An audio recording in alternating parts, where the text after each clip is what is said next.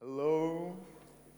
Thank you very much. I hope you've all had a very good B-sides. If you have, how about clap for B-sides?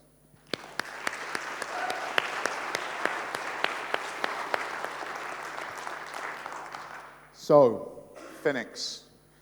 Okay, let's do this then. So, how many of you have heard me speak before? Okay. You know the people around you don't know how much swearing is about to happen, right? Okay. I'm Scottish, so what that means is when I exhale, I swear. And I'm not fucking joking. So, if you are easily offended by robust language, it'd be a good time to leave, okay? So, this is why I don't use tech. Wrong slide progressor, that's why.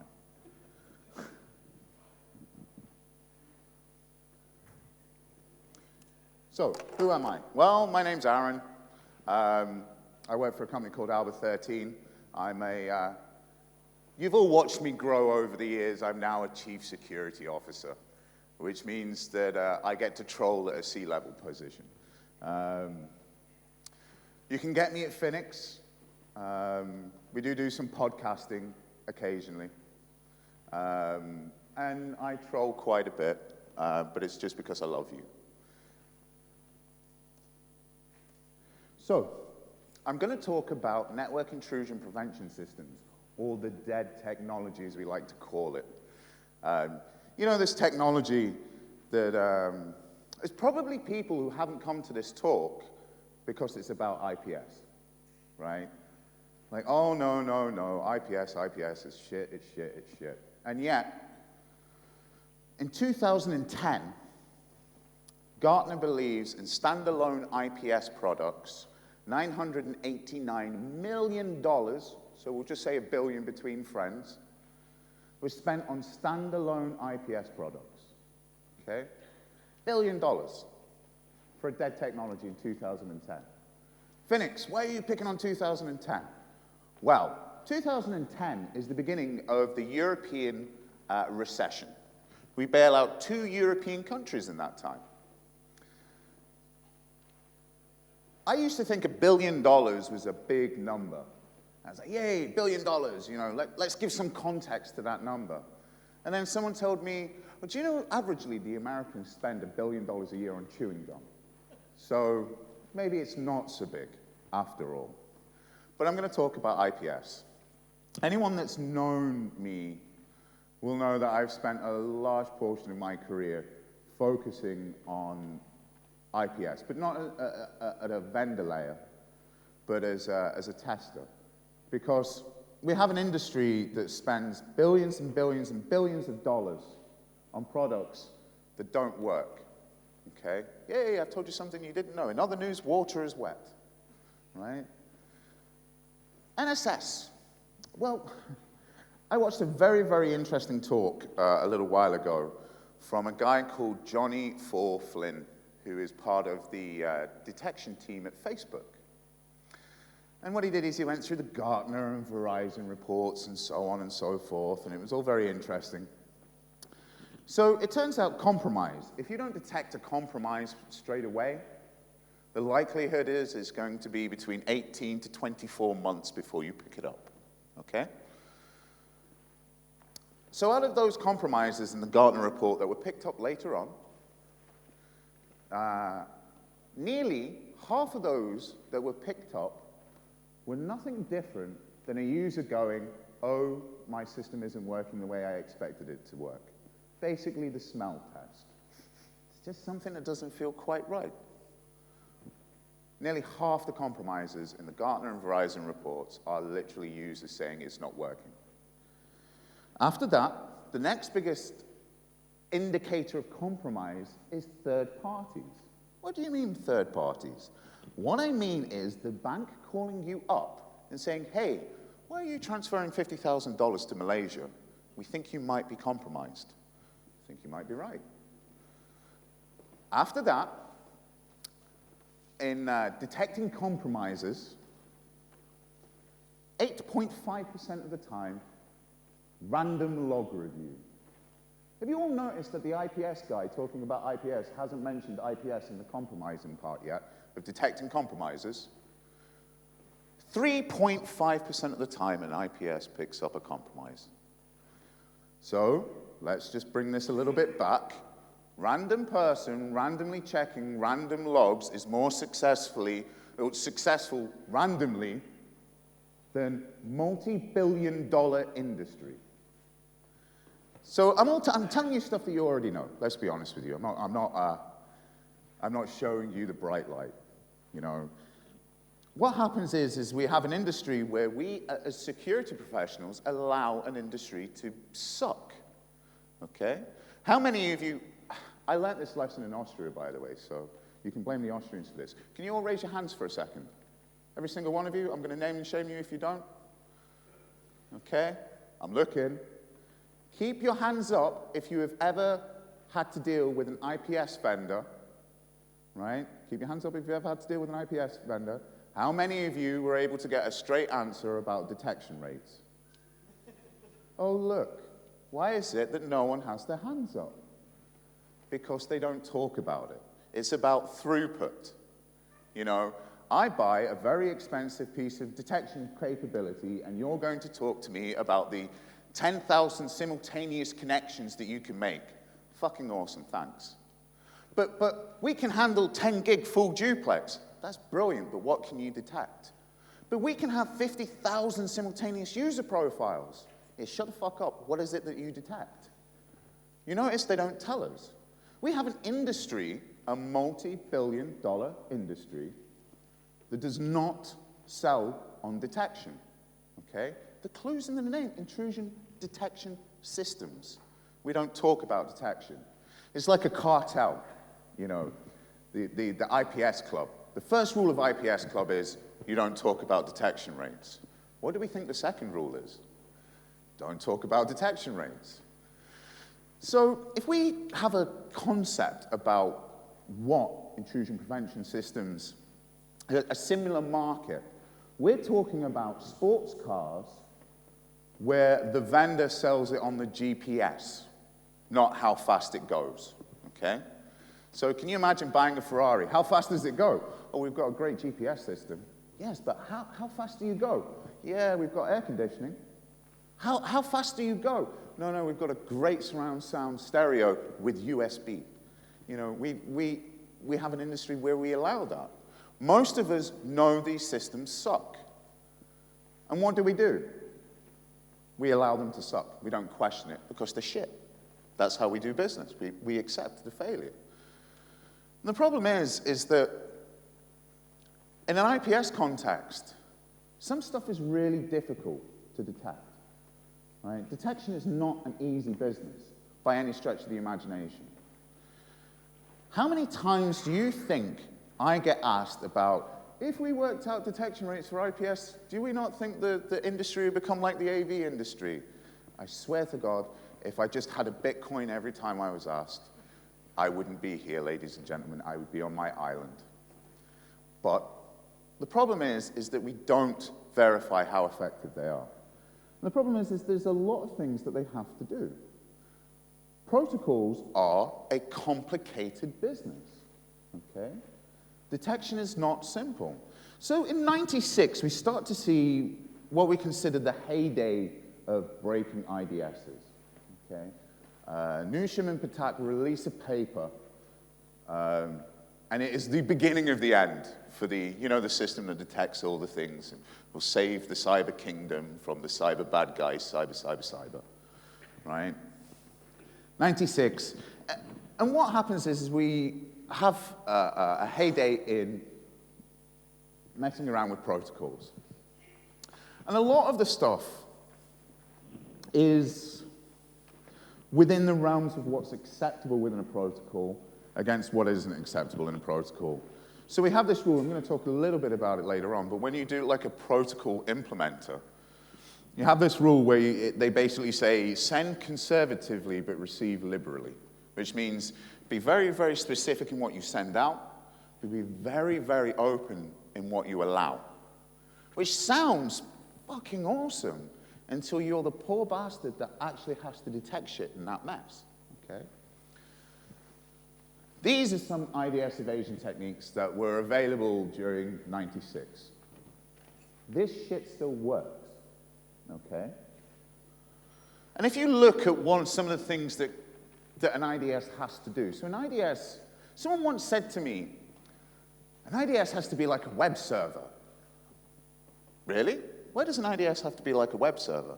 Well, an IDS has to understand web attacks. Well, no. An IDS has to be like every fucking web server then, because implementations are different. And never mind the protocol issues.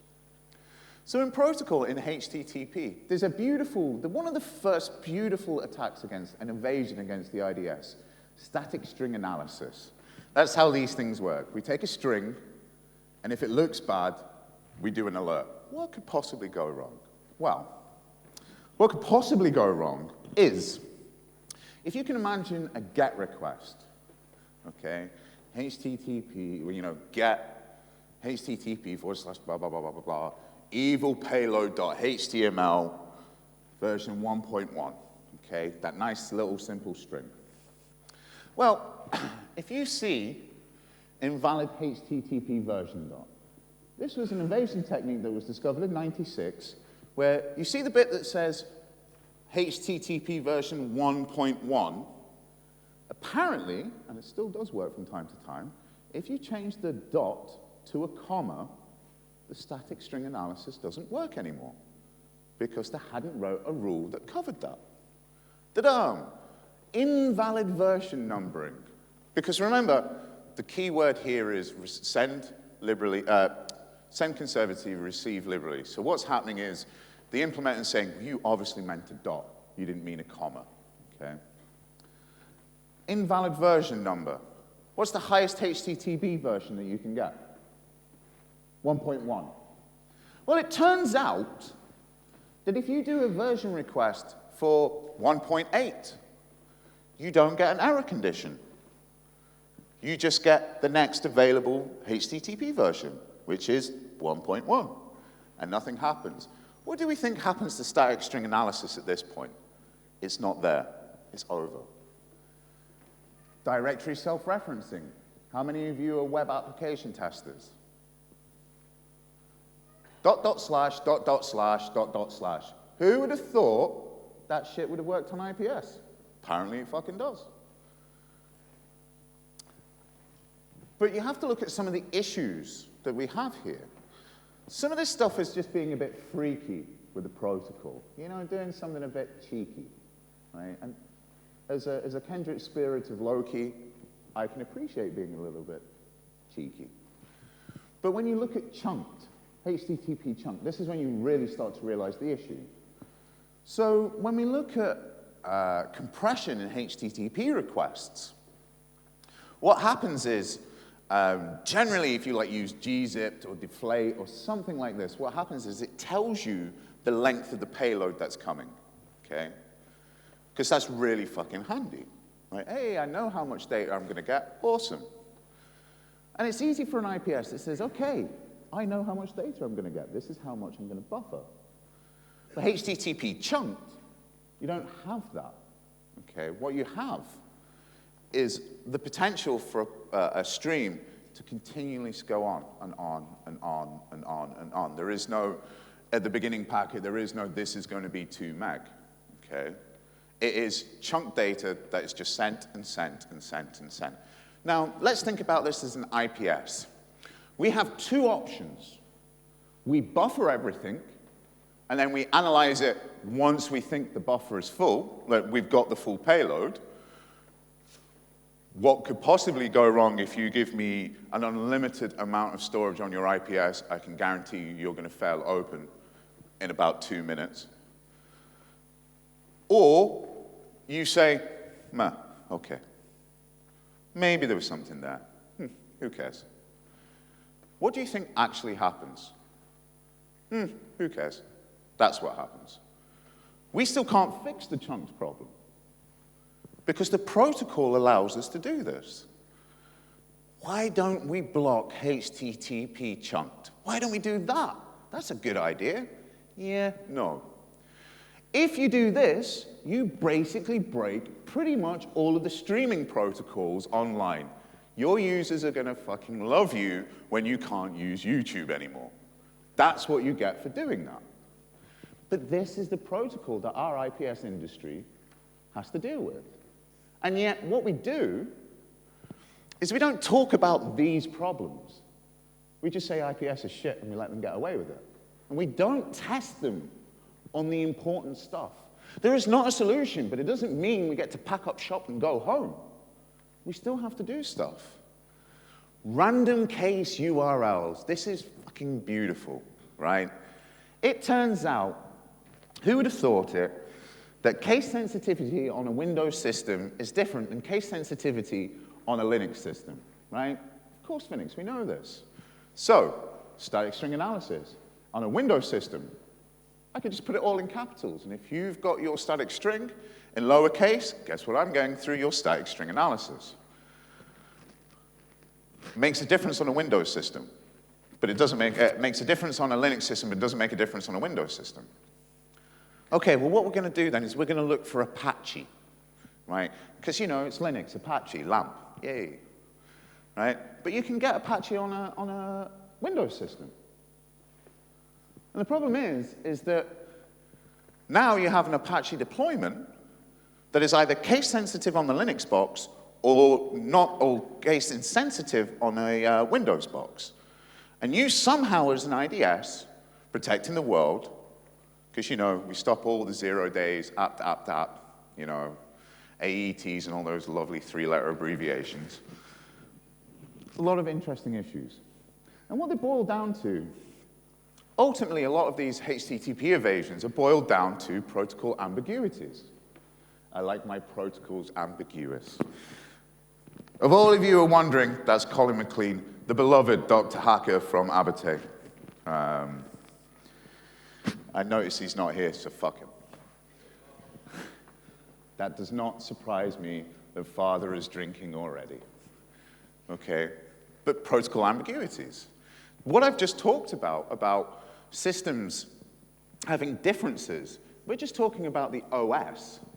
Then we talk about what the protocol can get up to. Because what I can tell you, ladies and gentlemen, is if you go to an RFC, okay, a request for comments document that's supposed to clearly lay out how a protocol works, yeah, they're not actually very good at doing that. Case in example, TCP, one of the most important protocols that we have, has so many fucking gray areas in the RFC that it will continue to keep on giving us IDS evasion techniques until we find something else. Such as, you're able to send segments in TCP. And in IP, we call those fragments, but in TCP we use segments. And you can rewrite a data stream mid-transit by moving the segments about, the offset, because they're not ordered. They tend to be sent ordered, TCP segments, but theoretically they're designed not to be sent ordered, okay? So what you can do is you can rewrite packets mid-transit. But it's not clearly defined in the protocol which offset takes precedence, okay? They don't clearly define this. So who would have thought it, that two competing operating systems would do things differently? Who would have seen that coming? Of course, poor little IPS, multi-billion-dollar industry, has to work that shit out. So Windows will always favor newer data over old data, and you bet your ass Unix will do completely the opposite. Hey, we didn't see that coming, did we? Woohoo! So not only now do we have things within a protocol that we can do that is a little bit hinky, we also then have to deal with the areas within a protocol that are not clearly defined, such as, an interesting story. So there is a type of an attack called an insertion attack.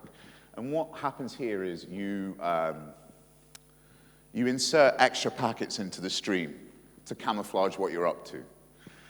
And it turns out that IPS vendors were not checking the IP checksum in the IP packets. They were just accepting it. So what we figured out was that you can send packets that we know as soon as you hit an internet router because the protocol clearly defines that you need to drop a packet with an invalid checksum, right? A couple of years before we worked out how bad we fucked that one up. So you're able to hide, like, you know, put in extra packets so evil payload.html didn't read that anymore, but the minute that it hit an internet-facing router, all the camouflage disappeared.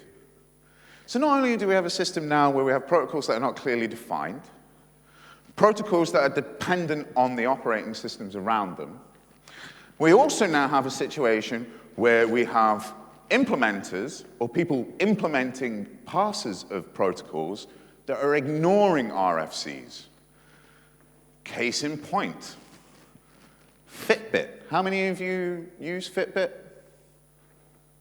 Wow, who would have thought geeks don't do Fitbit? We don't conform to a stereotype whatsoever. So, this is the interesting story that the protocol clearly defines in a HTTP request that you have a user agent string. Hey, I'm Firefox. You know how we all get fucked over on an Android device because we'll go to some site and go, download our app. You know, no, we don't want to download your app. I've just completely forgotten what your web request is, but hey, download our app. We have this all the time. But this is through the user agent string. So, Fitbit decided we don't need a user agent string. Fuck that shit. So you have this little Fitbit device that counts your footsteps, calls back home to a little web server. I'm sure you've all seen the tweets. That's when we know our friends are lazy. It's like you've taken 5 footsteps. You don't really want to be tweeting that shit. You know, if you've walked 3 miles, then we'll pat you on the back, but otherwise. So Fitbit sends its data up in the cloud. Whee! You've walked this, woohoo! Cloud all the things.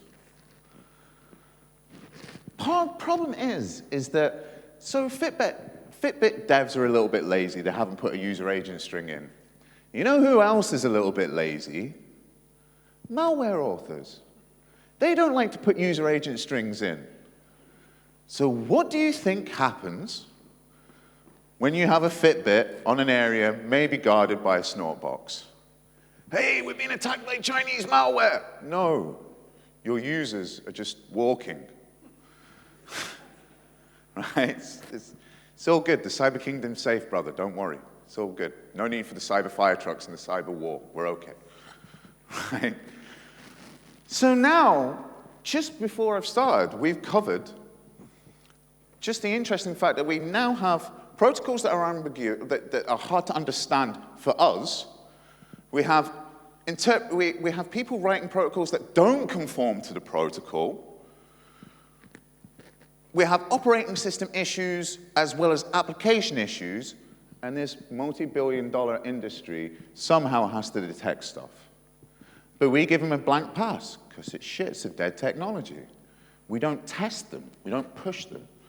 As I said earlier, the real issue here is send conservatively and receive liberally. Well, if you stop that from happening, then we break parts of the internet. And let's not even get into some really, really interesting stuff. So, the beloved Steve Lord of 44con, who isn't here either, so fuck him too. Once tweeted me, said, the 90s called, we want your Frag, Flag, and source port tricks back. And they're like, you can't fucking have them, I'm still using them. Right? And it's true. So we've gone through some of the issues in protocols, but what's really interesting is 98 sees this really big push in really playing about with the protocol, doing some hinky stuff. So we talked about offsets with packets. We say, okay, we can rewrite packets and that's all confusing. Then let's talk about flags. So if I send a packet that rewrites a packet, but they both have a flag that happen to be different, which one takes precedence? Surprise, surprise, not clearly defined in the protocol. So it turns out that if I put in one packet that's being overwritten that I've got an invalid timestamp, but in the other packet I don't, however it's going to be interpreted can be changed. The problem with this is that the poor implementers, in this case the IPS industry, and it's not often I say the poor implementers of IPS, I can assure you, right? But these guys have to work it out. And they fuck up quite a lot. Really, really bad.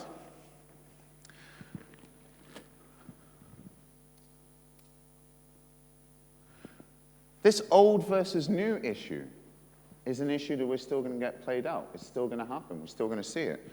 Do you know... Ooh, I nearly lost the microphone there. So do you know... How many of you, raise your hands again, everyone. I'm making sure you've not got your hand up. Come on. I told you, I did warn you. How many of you know Nikto? The web scanner, Nikto. Keep your hands up if you do. Pardon? Yeah, that counts, it's okay. So, how many of you have heard of a thing called libwhisker?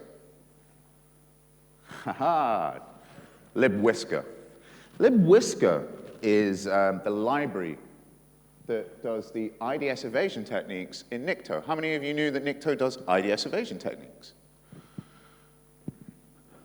That's because you've been to one of my talks. That's the believing. That's the loved Chris over there, Chris John Riley. He's really awesome. So, Nikto has a lot of IDS evasion techniques that are all kind of based on this 1996 paper. It's all running there. A lot of people say to me, where am I going to get IDS evasion techniques? Nikto, like Metasploit, a few other tools, they're all there, okay? They're all good for the hood, they're all there. But all of this stuff is really based on the 96 kind of protocol stuff. Well, it turns out we have a solution. You've got to love the IPS industry, right?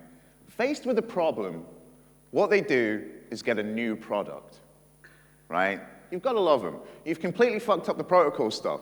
That's okay. We have a new product, trademark. Okay? Let's talk about protocol normalization. Right? Protocol normalization.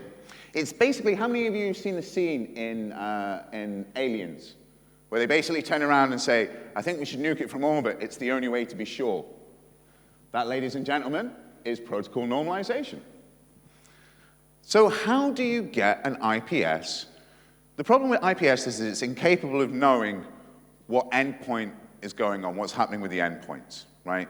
It doesn't know if the packets being sent are going to go to a Linux box or a Windows box, so on and so forth. It doesn't know that. Well, it can fix that problem by being the endpoint. What I'm going to do is I'm going to rewrite all the packets, and I'm going to then analyze the rewritten data stream, and then I'm going to send that data stream off to the endpoint. So basically, it nukes it from orbit, okay, because it's the only way to be sure. But ladies and gentlemen, we're talking about an industry that fucks up horrifically now rewriting packets on your network. Woohoo! I feel confident. I'm sure you do. I went on site recently, well, about a year ago, and I did an IPS test. I love IPS tests that start with, we'd like an IPS test. Okay. What would you like to know? Well, we'd like you to test the IPS. Yeah, granted, I get that, but what do you want to get out of the test? Well, we want you to test the IPS. Yeah, okay, you can stop repeating IPS, I get this, but what do you want to know? Well, we don't know. Well, in that case, yep, it's an IPS. You know, what is it that you want? It's got blinky lights. It's cool, it's fine, it's an IPS. It's all good. So I go on site, and you know it's going to be good. That started. And then secured location. I'll not tell you about the police officer, because that was quite funny too. So I get there. You know it's going to be a good test on a secure location when your chaperone says, I could do without this today. Like, hey, I've just flown in from fucking Scotland. We're doing this shit, or you're getting billed. I don't give a shit. But either way, I'm here. I would use me. So I'm talking to the guy, and I'm saying to him, hey, you know when they installed the first off, I'm like, okay, let's take you into your data store. Which one's your IPS? And he walks up to the data cabinet, pulls the data cabinet up, and he says, I think it's that one. And I'm like, you think? Nice, cool. How did the handover work? Oh, that was really easy. Like, a team came in, and they plugged it into the data rack, and then they walked back out again. See you, pal. And that was the installation of a secure location in the UK. Okay, you have no idea what these people do, but trust me, you should be fucking scared, right? Who have no idea what their IPS does. And I say to him, cool. So I've had a look at your IPS stuff. I'm going to tell you some stuff about it. But if you ever have network problems, do you ever check the logs on the IPS? No, we don't. Okay. You do understand that this thing rewrites packets on your network, right? Does it? Yeah. Really? Yeah, really. It's inline and it rewrites packets. Oh, well, that makes sense now. I'm like, this is going to be a lot of fun. But what happens, this was the best thing. I spoke to him and I said to him, why have you got an IPS? Why have you not got it? So what they wanted to do is they had an end-to-end encryption thing going on for a secret network underneath. And I'm like, the problem with these IPSs is the way that you've got it configured is it's going to do a thing called failed open, which means when it fucks up, it just pretends it's a router, and it doesn't detect anything anymore. Call me old-fashioned, but does that not seem a factor worth pushing? Like, maybe. And I say to him, why have you got an IPS then if you want it to fail open? Well, that's what the vendor told us we needed. Oh, you went to a vendor and said, we need to buy some stuff. What do we need? And they went, hang on a second, let me get the checklist. You're now compliant, ISO standard, blah, blah, blah, blah, blah. Woohoo! That's basically what's happening. How many of you are PCI guys? This is going to be fun. Yeah. So, I, at least once a week, deal with this situation. We don't get any false positives. Really? Yeah. Don't get any true positives either. Yeah, how do you know? Because I'm guessing that you've deployed your IPS between two encrypted endpoints. I deal with this once a week, okay? At first it was entertaining. Yeah, now I'm suddenly bitter and twisted and angry, right? So encrypted endpoint, IPS, no ability to decrypt the packets. How does this happen? This is where PCI comes in. Okay, you're required to have a third-party application scanner.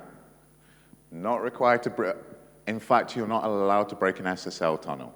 Okay, so you want me to scan for bad packets, but you want to encrypt the packets so I can't see them. Yeah. Woo! Win IPS and win PCI. Thanks very much for it. But we see this all the time. A good friend of mine, Andrew Barrett, called me up recently. Dude, you're not going to believe what I've just heard. Fucking hell, man. I'm like, what is it, Andrew? He says, I was in a meeting with some senior network admins, and they were having some problems with the IPS. And the senior network admin guy said, we should SSL encrypt all the traffic. And basically, he was using SSL as a load balancer to take the traffic off the IPS. Like, okay, dude, I'm gonna put this out here, right? Think green and turn the fucking thing off, because it's just as it's just as effective now, right? But I suppose with everything that's going on right now, maybe load balancing and open SSL probably are fit for purpose now. But yeah, you know it's bad. But the problem with this encrypted endpoint stuff is it really does want me to hit a motherfucker with another motherfucker, right? Because it's constant once a week I get this stuff, constantly. That we have banks deploying IPS between two encrypted endpoints. I am not, how many of you work for a financial organization? Right? You know this shit happens all the time. You know why? Because we don't test jack shit. That's why. Trust but verify, unless it's a security device. Then we don't trust but verify. So we've gone through the beautiful problems of HTTP and HTML and all of these understood, defined protocols. RFC, motherfucker, woo! Now let's talk about de facto protocols. You know, things that are not defined in RFC, like DCE RPC, or do we call it MSRPC today? Or what other name is it, right? These protocols are not defined in documents. If you don't believe me, ask the Samba team how much fun it is getting network shares on a Linux system, okay? How many organizations use SMB religiously? This shit is all over corporate network. Who would have thought corporateville want to share documents with network shares for a protocol not defined in black and white that's been made up by Microsoft, and your IPS has to work out what's going on? Yay! How effective do you think we're going to be now? Woohoo! How many of you have been to my talks before? Okay, this is the StoneSoft brand.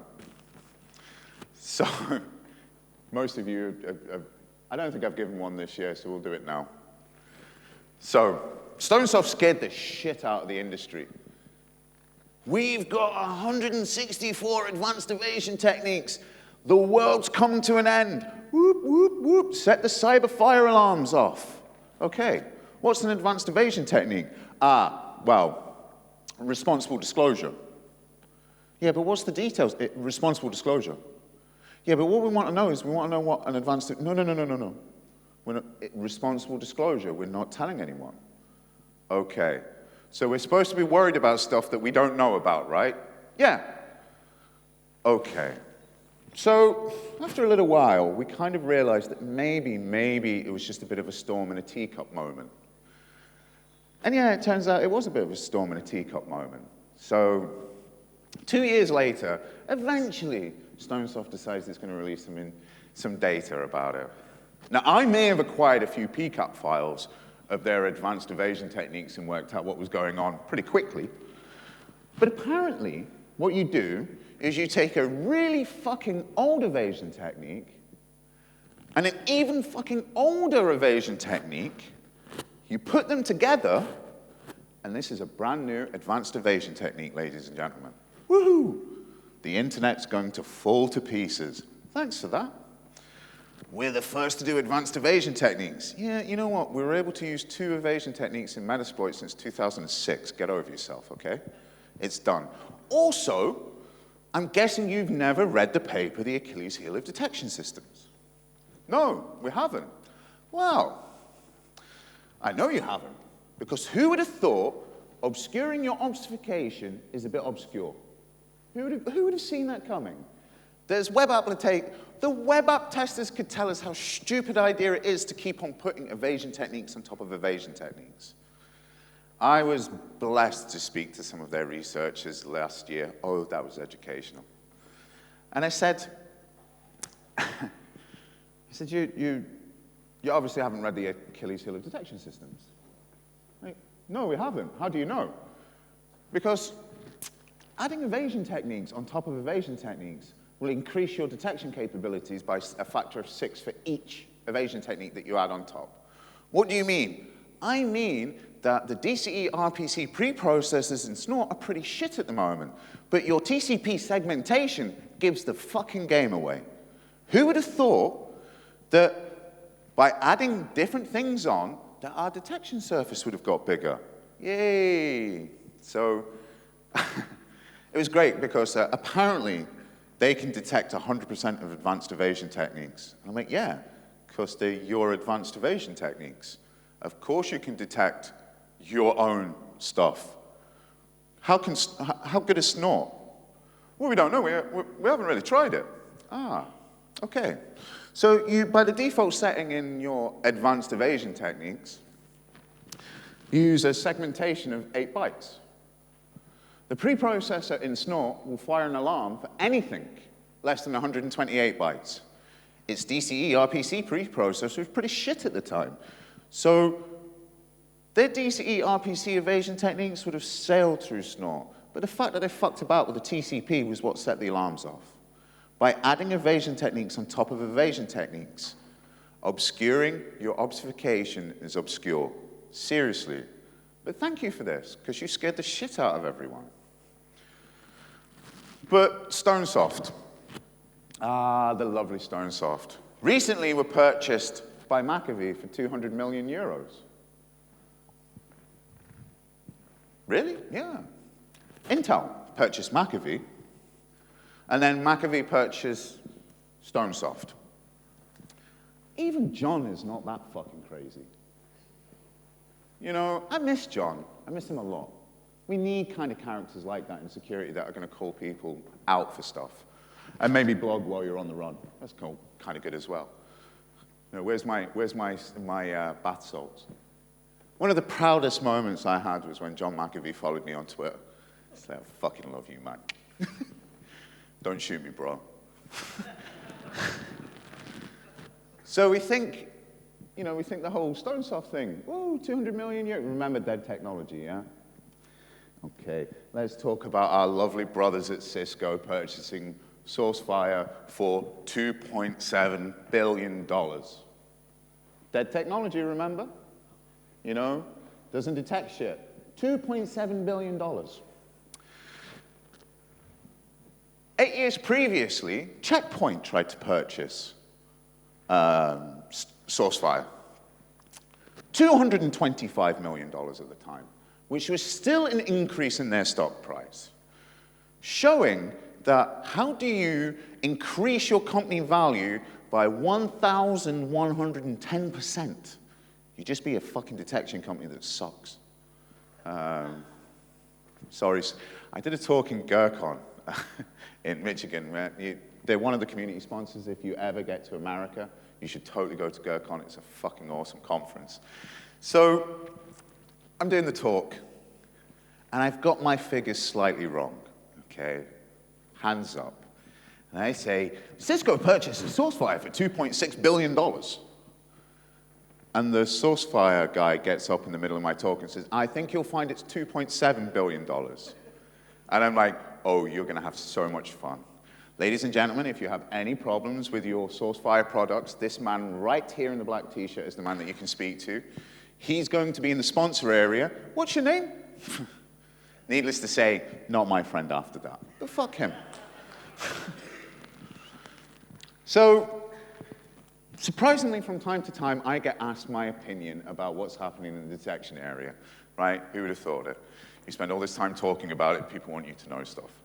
So I get asked about SourceFire. Hey, what's this SourceFire Cisco thing going to do for us? And I'm like, you shouldn't worry about it, right? Why? Well, you know what, Snort's probably dead, but that's probably going to take 5 years, because Cisco don't have a good reputation with open source products at the best of time, but the only thing that's a worse reputation for them is how fast they move at doing things. They're even fucking slower than the Titanic on a good day.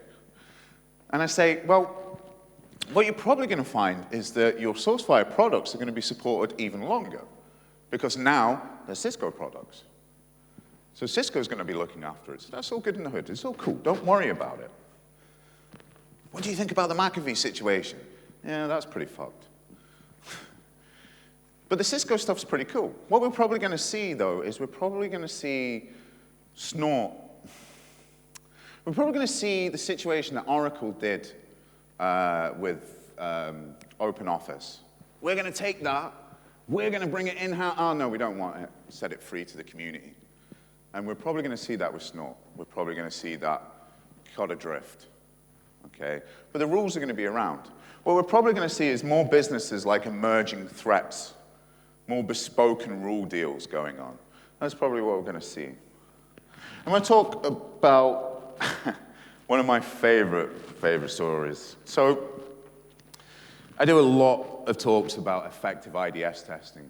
We really suck at science when it comes to IDS testing. The definition of science is something that's recreatable.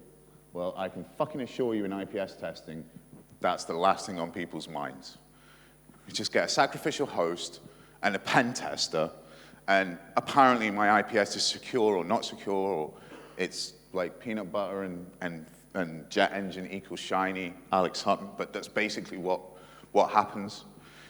And then you try and explain to people that this is not recreatable, you're just testing the pen tester against an IPS device. Well, what do you mean? Well, I mean that I can make you more secure overnight by just changing the pen tester. So rather than having someone with 10 years experience, I'm just going to put someone on with 2 months experience. And guess what? You're secure again.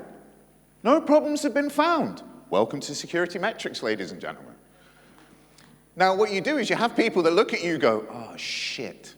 And then you have people that look at you and go, oh, that's an idea. Oh, okay. But one of the things that I talk about is once you detect something, you should always be able to detect it, okay? It's not so much to ask that if I pick it up once, I should be able to pick it up 1,000,000 times. So, welcome to IPS Club. We'll step back in time. There is a product that buffered 1,000 popular threats. I don't know why they chose 1,000. It was just a lovely number, I think. But they chose 1,000 threats that they were going to protect. Great throughput, you know, fantastic throughput. 1,000 popular threats. Okay. What do you think happens when a new popular threat comes in? See the one at the end? Gone. So what you were protected against 6 months ago does not necessarily mean that you're protected against now. Amazing throughput, though. Woohoo! It is one of the most bizarre concepts. I mean, the evasion technique against this product is use an old exploit. That's it. That is the only evasion technique that you need against this product. Multi-billion-dollar industry. Awesome. Ah, the kill chain. How many of you have heard of the cyber kill chain, I believe? I was very disappointed to find out the cyber kill chain was not a chain that killed all the cybers. Yeah, I was, motherfucker. I want to hit motherfucker with another motherfucker now. Right? But, so, how many of you know what the kill chain is? Because you're going to get it rammed down your throat over the next couple of years. Oh my God. So Lockheed Martin does some work with the military. Who would have thought? So the military have a thing called the kill chain. And it is you've got to love the way the military name stuff. They don't fuck about, really, do they? So what they realized is when you want to kill people, I'm sorry, I mean targets or illegal insurgents, right? But when you want to kill those people, there's certain things that has to be achieved. Like, I need a gun with bullets, with a soldier in the area to pull the trigger. And I need to know where the target is, or the illegal insurgent. And then we need to give the okay order. So there's a number of steps that have to be taken to make this happen. And what I think it's the American military originally with this one. And what the Americans realized pretty quickly was, yeah, if we don't protect these little links, we're not such an effective kill team. And then what they realized is, hey, we don't just need to use that for attack, we can use that for defense, right? If we stop, because just like we want to kill them, they want to kill us, and they need to get bullets, and they need to get guns, and they need to find us, and they need to get the orders, and they need to do this. And if we disrupt parts of that chain, who would have thought it? Lives are saved, okay? So what did Lockheed Martin do? Went, you know what? That would be really fucking good in detection. And what we're going to do is, if we're going to have, you know that lovely term, APT? It used to mean hacking people, but now we've got a whole acronym for it. It turns out that people need to register a command and control center, that you need to be profiled, targeted, exploited, and then payloads, and so on and so on, exfiltration, da-da-da, da-da-da. All of these points are places where we can detect bad voodoo happening. Really cool concept, to be fair. Then we let the marketing people get involved. Then we got cyber kill chain, cyber kill chain, cyber kill chain, cyber kill chain, cyber, cyber, cyber. And now you speak to detection people and we're like, no, don't mention the word again. It hurts. The problem is that we really don't need any more data, okay? When we've got enough data. We don't need to find new ways of getting more metadata or whatever. We already have enough data, okay? We can say, hey, look, he's logged in our office building. He's just gone through the door key system, and yet he's accessing his email from China. You know, we don't need new tools for that. We already have that log data. We don't need any more log data. Well, why don't we need any more log data? Well, we're going to need a bigger boat. That's the problem. If we got any more data where we could pull data, like key indicators of what's going on, we're going to need bigger data storage. We've got enough. So I'm going to wrap up, but I'm going to have a little bit of a rant. I know you feel like you've been ranted at, but I had two minds about this. I think it's clear to say that the security industry in the past couple of years has seen stuff that we never really expected we were going to see. That we're facing challenges now that are biblical, in lack of a better term. We have mass surveillance going on. We're needed more now than we've ever been needed before. And do you know what we've done to answer that? Internal fights. Rather than sitting down and looking at the problem of, we've just broken SSL, how do we make the world better? Heartbleed was an amazing opportunity for us to help people understand the issue of password security, right? This shit that we've been doing for 30 years and we can't get it fucking right now. We could have password reset the world and really educated them about passphrases. And do you know what we did as an industry? We bickered amongst each other. We argued and gave contradictory advice and called people names. Recently, we've had fighting of calling people. I've seen a tweet calling people bipolar scene whores and parody accounts picking on people. And yet, we're supposed to be an industry, we've got enough challenges as it is without fighting on each other. So I wanted to take this opportunity to say, get over our beef, because our enemies are a mile from victory, and we're still arguing and fighting. If we don't pull our game together, we're going to be surplus to requirements. There isn't going to be security because it will have been engineered out. So it's time to start. If you disagree with a peer, don't call them names. Just disagree with them. We're supposed to be professional. I'm not saying that anyone in this room has done that. But we all know that in the past couple of weeks, this has happened massively. We need to stop it, because if we don't, there isn't going to be a security community by the end of it. There's just going to be three-letter agencies running everything. It needs to stop. So if you catch someone being ridiculously out of order to someone, say something. Because we need to concentrate on security. We're needed more now than ever before. So that is my rant, and I'm sorry about it, but I thought it was important to say something about it. So end the fighting. Increase the peace. Okay? So, questions and answers. You probably either have got loads of questions or just getting the fuck off the stage.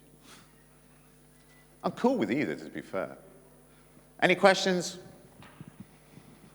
Hi. So do you think that this multi-billion-dollar industry exists because marketing people are so much better at getting their ideas across to the end users than we are as an industry? I think what we have is an issue where we still have companies that will invest money on metal rather than on skin. Okay? And if you're in that situation then it's easy. If you're looking for a one-box solution, surprisingly, there is an industry that can do that for you. But yes, I think they deliver their message a lot better than us, without doubt. Any other questions? So rather than asking anything about any particular vendor's solution here, if you're being, in my case, there's an IPS coming in place, I'm going to have to support the damn thing, I get to influence the project. What are the key sort of messages I should go back with and make sure are bloody done that I should take away from this talk? And so you need to look at what detection means for you, okay? I was very naive at the beginning to think that detection was a one-size-fits-all problem. And the problem is, and this came from detection rates. You know, what does vendor X detect? Well, you know what? It doesn't actually fucking matter. What only detection rate matters is your detection rate. It doesn't matter if this vendor is fucking shit, right? What matters is this vendor is good for you. And at that, you need to sit down and work out what detection means for your organization. Sometimes it's prevention. Sometimes it's detection. Sometimes it's compliance. All of those answers are fine. But there's no point doing a test when the person's just interested in compliancy and you're going to look at like prevention methods. There's no point. There's no point even getting in that debate because you're not going to win. So you need to understand. So for me, if I was you, I would work out what detection means for my company, and then from there on inwards, structure my arguments about the core principle of what we want to achieve. But detection is not a zero-sum game. You will never find a box that fixes all the problems, although I'm sure there's a few vendors that would tell you different. I hope that helps. thank you, that was actually very useful. Any more for any more?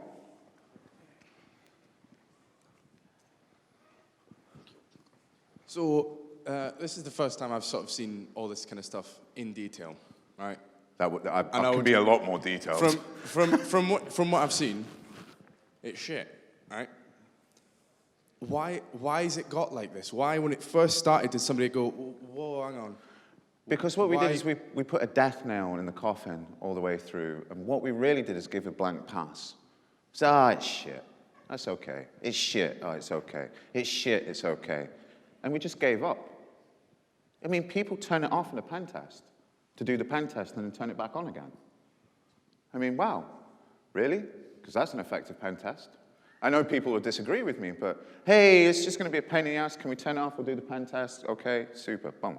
But we just give it a blank pass. We basically have the industry equivalent of selling a Ferrari because of the GPS. And that's how it works. And it does have to stop. I mean, we have to, enough is enough, and say, okay, we need to test the shit and we need to make it effective. And they can be very effective. Any more for any more? Well, ladies and gentlemen, you were close there, buddy. No pressure, but everyone's looking at you now. Hi, interesting talk.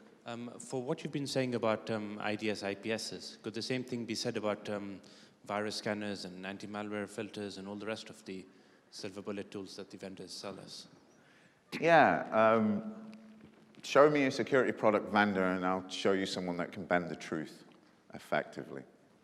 But yeah, we're all guilty in some way, shape or form. I'm sure we've all heard about how antivirus would save us and we've got malware this and blah, blah, blah, blah, blah, and it's all super cool, awesome. If you believe that, then that's totally cool. If you people have any more questions, come and find me in the bar. I would like to take this opportunity as well to thank you all for coming, and I hope you've enjoyed your B-sides. So give yourself a round of applause.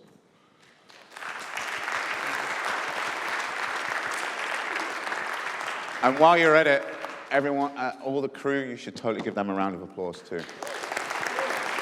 Thank you, Arron. Thank you. Don't go anywhere. We're going to have a closing ceremony in a few minutes.